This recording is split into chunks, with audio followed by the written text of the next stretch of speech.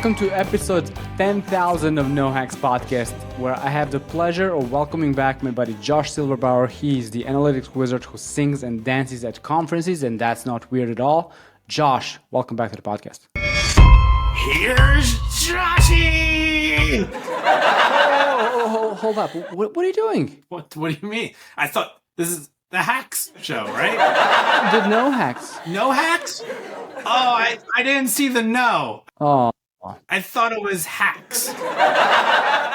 Well, this is super embarrassing. So I'm so sorry. That's okay. It happens all the time. I guess That's fine. Well, Sonny, while you're here and while we're here together, you want to come on my show? I would love to do that. Come to the third party show. Let's go. Let's do it. To the first party, Nah. second party, Nah. third party. Yeah. Let's go! It's the third party show. It's the third party show. It's the third party show. Hey, hey, hey, hey, third party show. It's the third party show. It's the third party show. Come on, let's go.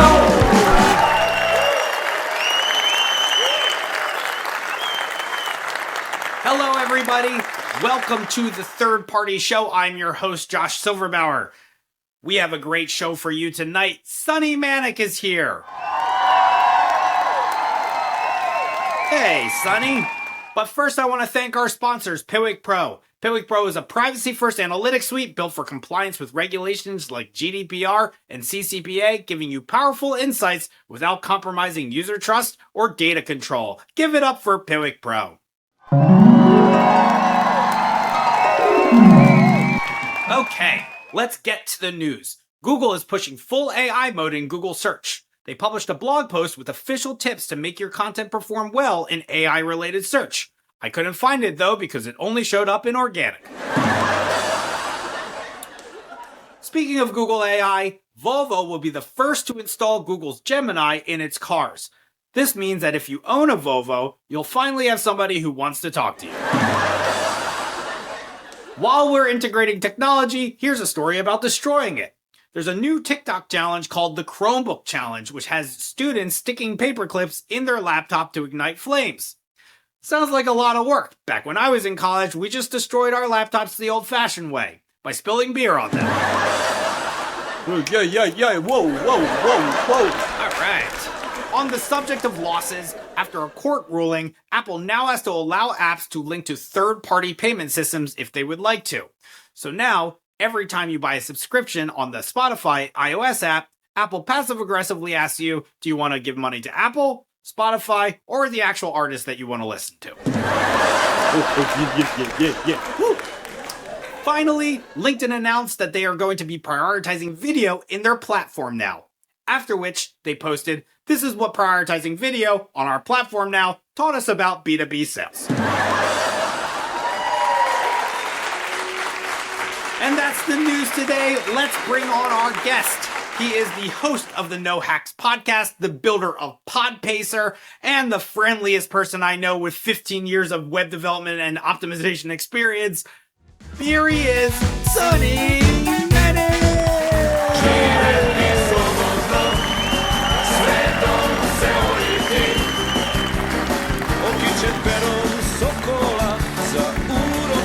Hey, Sonny, how's it going, man? Going great. Well, first of all, tell me a little bit about what optimization means. What do you do? Talk a little bit about what you do.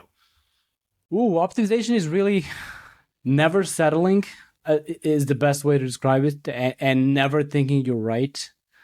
So it's kind of like more of a problem than anything else. Like always thinking that this thing I've done could have been better. Like, did I really give it my all?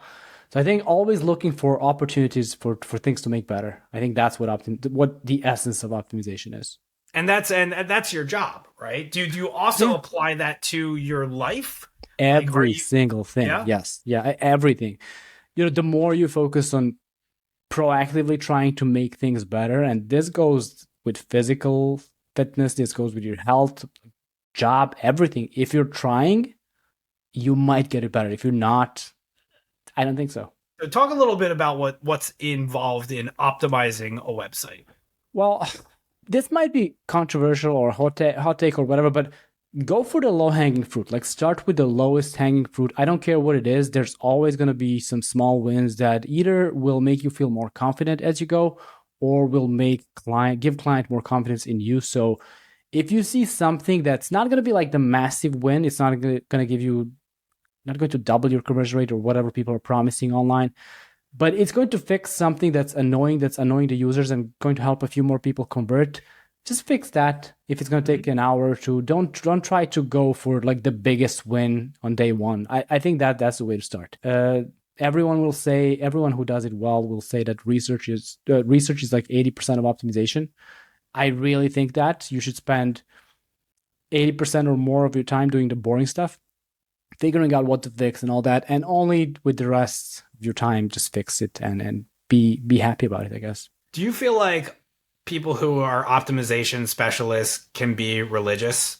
Because wouldn't you think wouldn't you think that they would try to pray to multiple different people or like, you know, higher ups to see which you one read my works mind better, you know? This is something I wanted to talk about so many times on my podcast as well, and I think 100% no.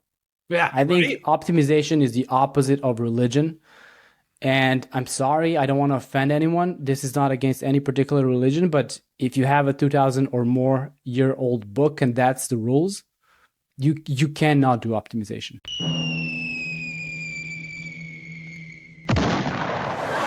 Optimization specialists can be spiritual. 100%. Spiritual, because spiritual is all about kind of adapting your own kind of knowledge around how you're focusing your energies. Yes. But I feel like if you were, pray to Jesus this day and then, pray to Buddha the next day and Buddha does better for you that day, you kind of have to lean more towards Buddha, Or for your sports team or like whatever it is. Yes. As an optimizational person, what do you think about relationships? Do you think that an optimization specialist struggles in a relationship, always wanting to optimize the other person? That's a tricky one. Will this air? Can I say? I mean, I can cut out anything. No. I'm joking. I'm messing with you. Well, do you optimize your relationship together with the other person? And yeah, please go ahead and do that. When you're working with a client, it's kind of the same way, right? Like you're approaching it as like, at least in my experience, when it comes to optimization, you are working collaboratively with that end client to make the experience better for everybody, for all the users out there and yourselves, right? And I feel like with relationships, it's the same way, right? You're kind of like working with that relationship, working with the other person to build a better relationship, which is ultimately the website in this horrible metaphor that we're creating to, basically be the best. But let me ask you, who are the users then? They don't know about optimization. Users are all your friends and your family and all, and they're like, look at, but you're also the users because ultimately you're doing CRO for you. Got it. Right? Yep. You're doing optimization for you guys as a unit, and then that everybody else is benefiting from that, right? Yeah, I think that makes sense. I think, look, you have to, not constantly, but every now and then you have to try optimizing literally everything in your life, and I mean every single thing. So relationship, yeah, absolutely. Well, one of the reasons I like optimization as a concept and also as a work stream is that it's so philosophy based, right? It's like the people who are really good at it are the people who know that everything is on the table, right? There's no rigidity, there's no rigidity. Oh my gosh, the words. Rigidity. The approach is because you have to have that philosophy of being able to do and test anything, right? I totally agree with that. Yeah, I mean, to be an optimizer, you have to be humble before anything else. And being humble is just what you just said. You said now. Everything is on the table and everything I ever said could be wrong. And I want to test to see not if, but how wrong I was. So like bringing it back to the religious question, it kind of is Buddhist in a way. The only thing I know is that I know nothing. That I don't know. Right? Yeah. Let's talk a little bit about, what led you on this pathway. So you mentioned in your pre-roll that your first job was in the NBA. Is that correct? No, not. I wasn't in the NBA. You weren't a famous basketball player? I'm going to take this opportunity to retire from the game of basketball. No, come on. No. No, I'm going to retire right now, and that's all there is to it. I'm from Serbia, but I'm one of the few who never made it to the NBA from Serbia. So, no, absolutely not. My first job was at a local TV station broadcasting NBA games. I was 19 at the time. I walked in and I told them I should have this job. Yeah. It's a very easy mistake. You look like a basketball player. So no. So how'd you get into optimization? Oh, that was a bit later. So it's a funny story. I was in the United States for several months, and this is before people in Serbia had email addresses. My mother and father, they didn't have email. I couldn't stay in touch with them frequently. Like, you can't call them all the time. So I set up a website to just post my updates there. Basically a blog, like Borat. It was around the time when Borat was out. It was me posting my updates from the US. And to take this lesson back to my country. All right. Would you like to have a seat? Yes. And I wasn't happy with how it looked, the blog. So I started tweaking with it. I wanted to put, move things around. And then that got me into web development in the first place. But I always had that, this can be better. This is not good. This could work faster. This could be easier to read, all that stuff. So this is how I really got into digital, through web development and then through optimization and tweaking that website. It's almost like you clean the rooms that you had to live in. Right. Absolutely. Exactly. That's exactly it. Yes. Yeah. Yes. So that was your optimization life. And I think what you're focusing on now, besides optimization, is also AI. What are the kind of pros and cons of AI in a workflow? They're the same. Like, it's how you use it. That can be a pro and that can be a con. Like, if you're using AI to, and I keep saying this, I think I'm boring people at this point. If you want AI to replace creativity in humans, you're doing everything in the world wrong. I don't care if it can do that. I don't think it can, but I don't want it to do that. We should use it to help our creativity, help with the boring things, especially. Like, if there's something that you want to do at scale, but you can't pay anyone to do it and you don't have time to do it yourself, AI. What kind of a kid were you, and how did it lead you into where you are today?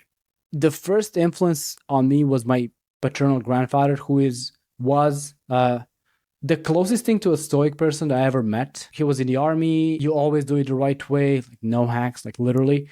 And I was like that. I didn't break too many rules. I was quiet. I was extremely introvert, extremely quiet and introvert. So I don't know. I was different, I guess. But the core principles, that the things I still believe in, I think I had them back then. Anything like that. It's interesting because your job right now, like what you do in your life, is to kind of break the rules almost, right? I mean, in a little bit, right? So like, right. But within parameters, we talked about rigidity, right? And like being stuck in the ways, right? And you're, what you do is kind of come in there and you say, let's try something new. Let's do something else. Let's create a new thing. It's breaking the rules that are there. Breaking the way that people are thinking about it. No, you're disagreeing with me. So No. I'm just going to say, look at the guy who created the first ever digital marketing late night show, telling anyone they're breaking the rules. Right? But I applaud you for doing that. I'm not saying. No, I know. I applaud you. That's what I'm saying. You're not really breaking any rules. It's just that no one ever tried before.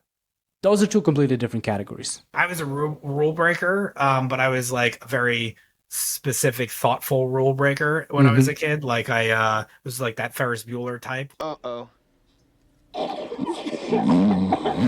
When you grow up in basically Eastern Europe, because Yugoslavia, it depends who you ask. It's Eastern Europe, it's not Eastern. I think it is. There's not a lot of room for creativity at the time when I grew up. Not in my country, but every Eastern, like everyone has the same childhood, basically. There's the naughty kids and then like that's it. I don't know. I wasn't special in any way, shape, or form, but I'm okay. Well, I don't mind now, that. Man. I mean, I didn't know you back then, but you're special now. Thank you.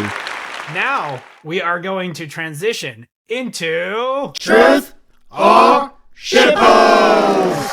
All right, 2 questions I have for you today, and you can either choose to answer them, or if you do not want to answer them in front of a live audience, you can, it's not really live, but you can choose to do a shit post instead. And a shit post will mean that I will tell you what to write on LinkedIn and you will have to write it. It is not going to ruin your career. I promise you. Can I ask you a question? Yes. A technical question. Is it 2 shit posts or 1 if I say no twice? It's 1 shit post. So if you say no to the first one, you don't have to worry about the second question. Oh, okay. Okay. Truth or Shitpost number 1, you have this new like landing page concept, okay? And it features a whole bunch of animated glitter. Okay, glitter is pouring down from this landing page. Ironically, I don't know what happened here, but it actually raises click-through rates to the form page. It's amazing. Good job. Good job. So you did this. However, because of the extreme amount of sparkles, it completely crashes old people's computers. This is not working. The glitter can't overpower the artists. Now, they only make up about 3% of the users, but their computers are completely screwed, and they can't get back on for like an hour or two. It's a whole thing. So, do you leave that up there knowing that you are crashing these beautiful old people's computers? What do you do? 3% of people, 3% of users. They have horrible experiences. But what is this website? They have to go to a form. How many fields in the form? I don't think that's relevant to this conversation. It is. If it has 10 plus fields, they're going to drop. There's 4 fields in the 4 fields. There's Okay. name, email, phone number, and how did you hear about Social security number. Man, this is a tough one. This is question 1. Wait until question 2. It's not about the revenue lost with these people. It's more about being an asshole to the old people. I don't want to do that.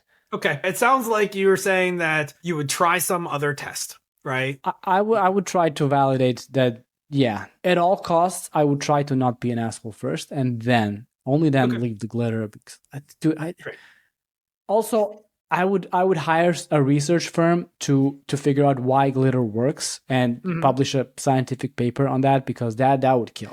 Like then Netflix would make a TV show about it. Someone like, I don't know, Will Ferrell to be the lead in that movie or such.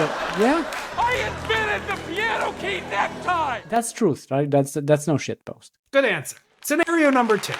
You create a new AI-powered chatbot that lives on a website. It is there to make optimization changes. Okay. And, not only make optimization changes, but it can also field questions and stuff.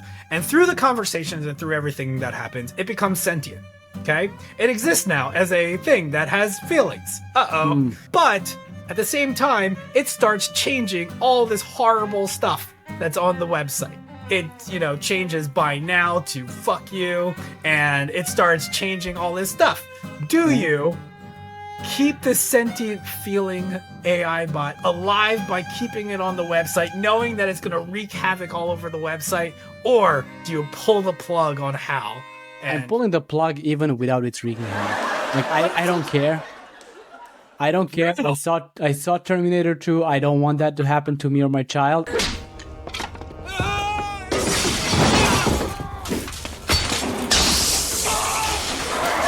I don't care. Like, that's not happening if I can prevent it. I guarantee you that. All right. Bye-bye, AI. No shitpost for me. Yeah. Thank you for playing Truth or Shitpost? All right. So, number 1, we have 2 musical guests today. The first musical guest is a band that I found, which I will display on the screen because I forget their names right now. But they wrote this amazing song called Optimize, and we're going to take a listen to this, and we'll come back to it, and we'll talk a little bit about it. Okay, you ready?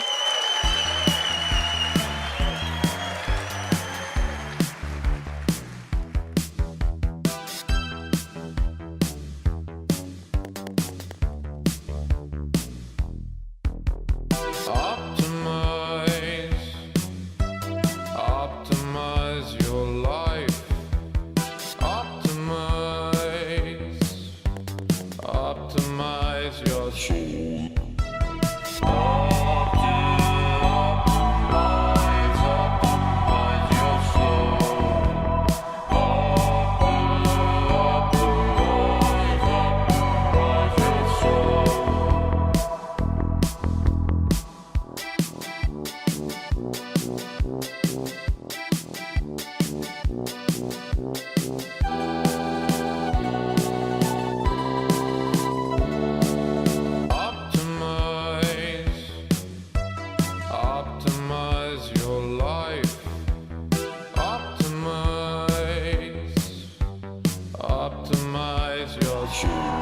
unexpected, and I expected something crazy. So now we have our second game. AI or AI?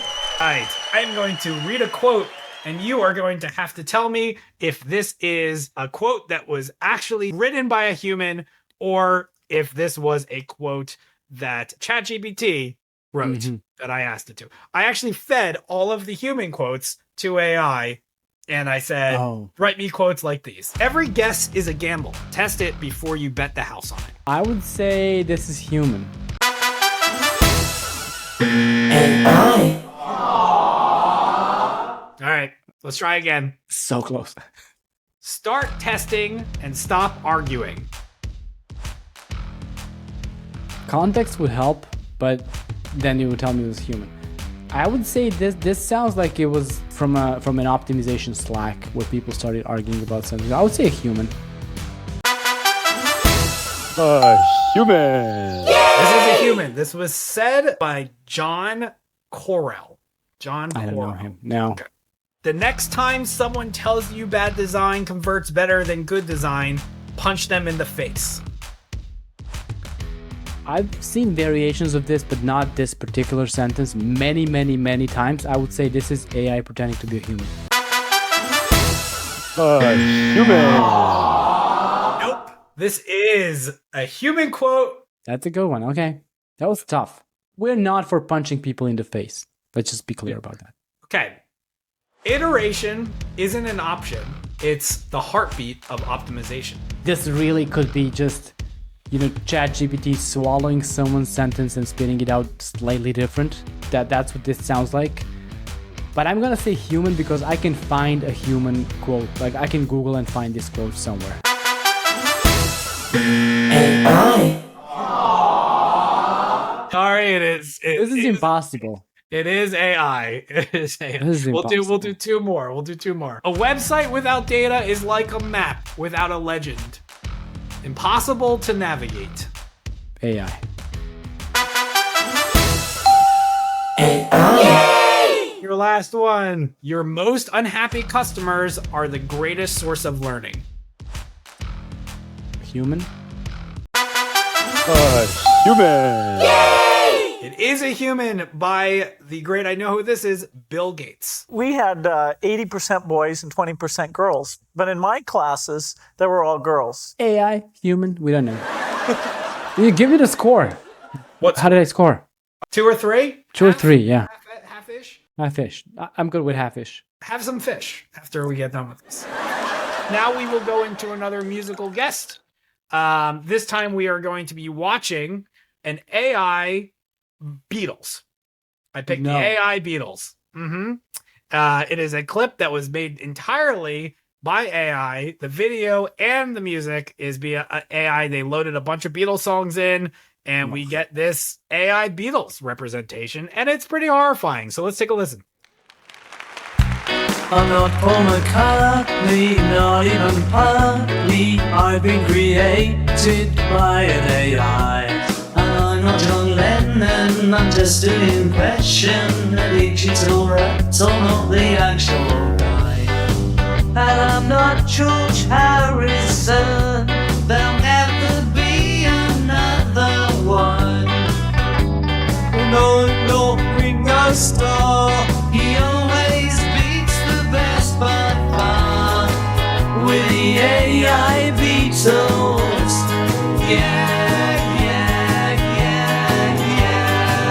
with the AI Beatles,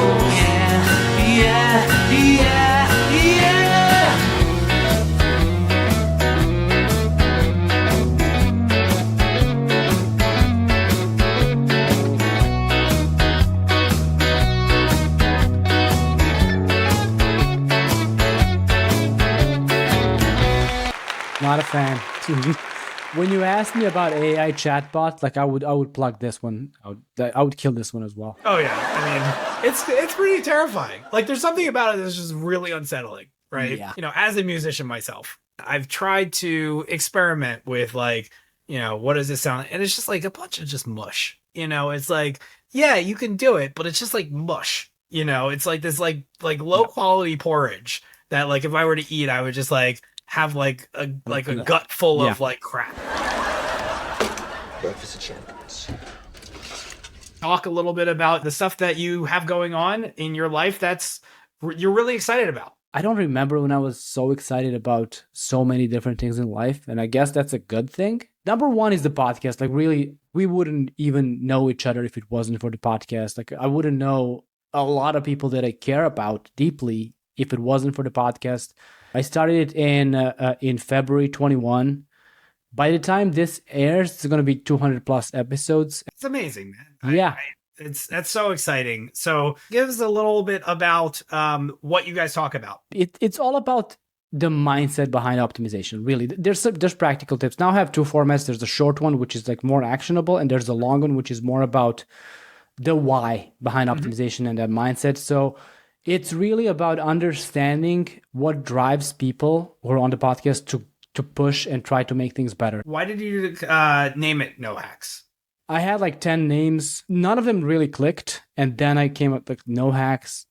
Yeah, this is no shortcuts. Like, this is exactly what life should be. I'm not saying you should never take a shortcut, like you should never try to hack. As long as you're aware that you need to come back and fix it if you want to do it again and again and again. But that mindset of no hacks, it takes a lot of effort. It takes a lot of time to get anything done. And if you're okay with that, everything else is easy. So that's why the name. Did you consider the name No Hunks and then change it to have me on the show? I did not, but you were on as a no hack, so I don't know why you're complaining. What was like the most surprising non-tech lesson that you learned through No Hacks? There were a lot, but the most surprising one, and I keep learning and relearning that lesson, is that you can't optimize if you're not humble. No Hacks is out right now. NoHacksPod.com. So that's where you can find it. Or No Hacks Pod on socials, yeah. And on socials, and make sure to follow Sani too on social, on LinkedIn and everywhere else. Tell us about PodPacer. PodPacer is something that happened out of necessity, and now I decided to make it public and like offer it as a product. So last May and June, I've made an overcommitment with the podcast with No Hacks. I was working with Women in Experimentation, interviewing their speakers, and at the same time, Experimentation Elite, the UK conference, they were like 1 week apart, the conferences. So I had to do 17 full interviews in 34 days, and with a full-time job on the side and a client I was working with. It was, I don't know how it happened. I was very happy when I was done, and I took like a 2-month break from podcasting after that. So I realized over the summer, I'm going to take it easy, but let's see how I can use AI to help me with the podcast. And go beyond just, hey, ChatGPT, can you help me with this? Let's build a tool that's going to help you streamline, keep your guest information structured, keep it in a database, plan the episode, plan the interviews for you. So that prototype that I built in a week, not even a week, is now the product that's called PodPacer. And I guarantee you it is the best way to manage and run a podcast if you don't want to use Google Drive and ChatGPT. And what we're building now, it will be live by the time this is out, is the AI assistant that knows your podcast inside and out. By that, I mean every single episode, every word ever spoken. You can literally ask it things like, what did I say 2 years ago to that guest? What was my second question? And it will pull it out and give it to you in like 2 seconds. The tagline is going to be, no one knows your podcast like PodPacer. And I strongly believe. Great. So where can we find PodPacer? PodPacer.com. Awesome. Well, Sani, thank you so much for coming to the third party with Josh Silverbauer. I hope you had an amazing time. Huge pleasure, man. Anything Absolutely. else you want to say to the group before we go? Yeah, be nice to other people. That's all. Everyone, be nice to other people. Nice to other people. You heard it here from the horse's mouth. That's not a good thing to say, right? I don't care. From Sani's mouth, you heard it. Be nice to other people. Keep optimizing your life, and have a great night, everybody. Final frame. Great. And that's all the time we have for tonight. Everybody give it up for Sani Manić. Thank you, Sani. And don't forget to give a shout out to our sponsors, Piwik Pro. Thank you, Piwik Pro. Guys, We had an awesome time today talking about optimization and experimentation. We hope you learned a lot here on the Third Party Show. And remember, the third party is the best party. We'll see you next time.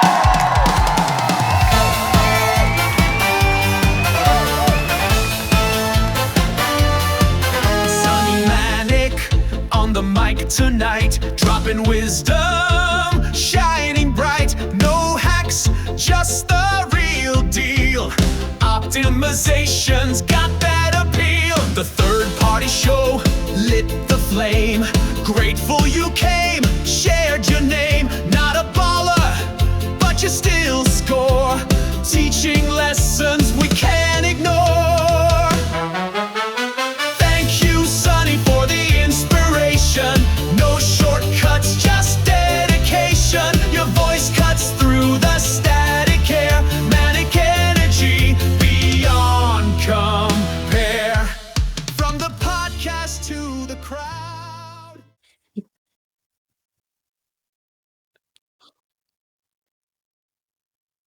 Absolutely. If you were trapped in a blender, how would you escape? How to escape? Ooh, there's no climbing up, right? You can do whatever you want. You can try to climb out. Yeah, like it's slippery. How many rubber duckies would, like, you know, be in a room before you're like, this is too many rubber duckies in a room? One. I go, what the fuck happened here? Yeah. What sound effect do you think represents optimization? Quack, quack. How many balloons do you think it would take to lift you off the ground? One. Easy. Easy.